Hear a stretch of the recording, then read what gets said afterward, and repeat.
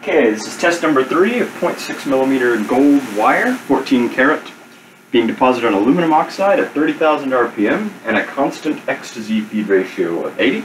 We're making a meander geometry to build resistors with known values who can be thermal cycled later. We're depositing at a surface feed rate of 75 millimeters per minute, and I'm going to go ahead and start the spindle and start the deposition.